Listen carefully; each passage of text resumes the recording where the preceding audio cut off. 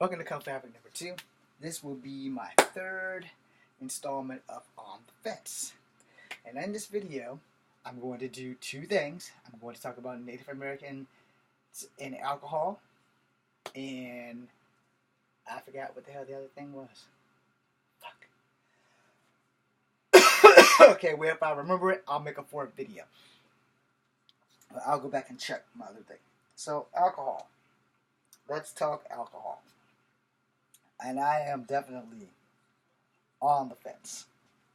So, traditionally, everyone has a little alcohol.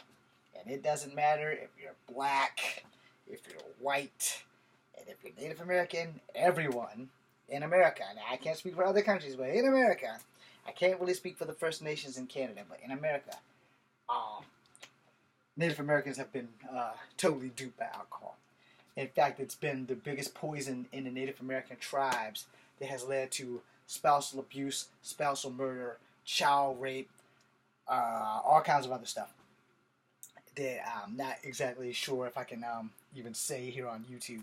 But if you look at the taxation, the Native Americans pay more for the alcohol because they don't make their own alcohol anymore because, fire water is not legal. And if it is legal, you have to do it through a certain distillery and things like that. So they call that shit moonshine.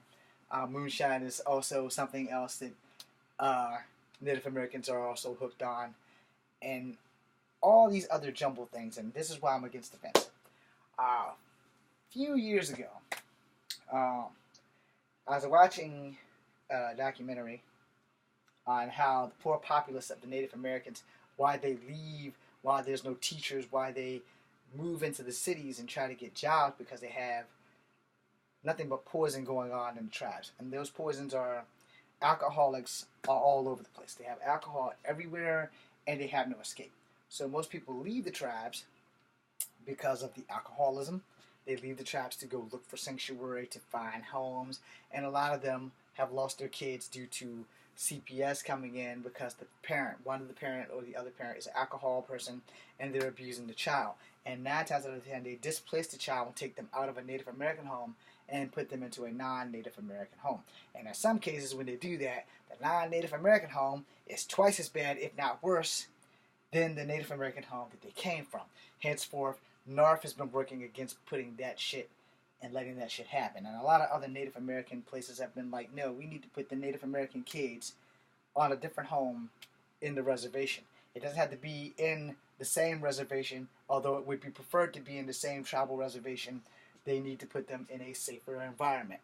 So, a lot of this has been led to by alcohol. Alcohol, which Native Americans generally buy, they generally don't buy them from each other, but they buy them from the stores, and the stores import the alcohol from other places in the United States. And that's pretty good. I glued a magnet.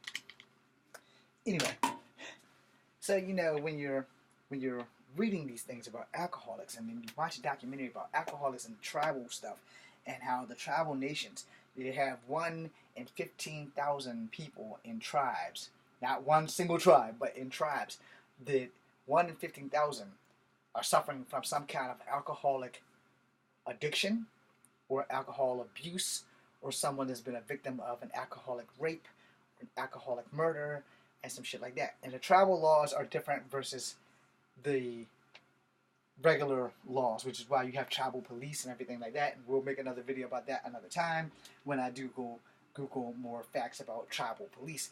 And in a lot of my classes, I have brought that up because I have asked my teachers about Native American tribal police and how things work differently, because they have made some movies about it but no documentaries. Still looking for that, so we'll bring that up later. Right now, we're on alcohol. And this is going to be a short video because I don't have enough facts to follow.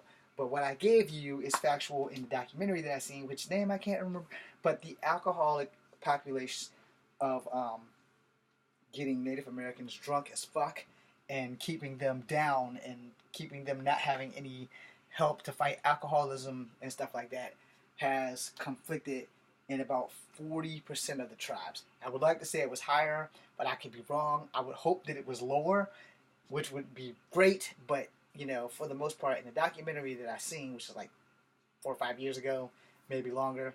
Time is not a thing for me right now, but I know it's flying right by. But when it comes down to like alcoholics, the majority of a lot of Native American tribal men and very few tribal women are addicted to alcohol, and it's like crack to them, and they will go anywhere and do anything to get it. And this is how you find a lot of women in Alaska that have died because they were searching for alcohol and would sell themselves for alcohol.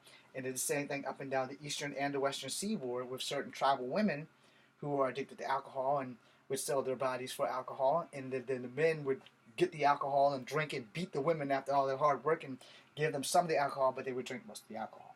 Like I said, this is not based in fact. This is some shit that I got off a documentary that was slightly based in fact. As you know, documentaries aren't allowed to give you the hardcore truth. They can only give you maybe 95.5% of the shit, and 9 times out of 10, most of the real good shit is left on the editing floor. As an entertainer, as an undiscovered actor, I can tell you when you make a movie, some of the best stuff in the movie doesn't make it to the movie. They say that for the director's cut or some shit like that. But anyway, in the documentary, it had mentioned how bad alcoholism is in Native American tribes. And alcoholism has been one of the main things that has put the Native American male population either behind bars or in the grave. Alcohol poisoning is a thing.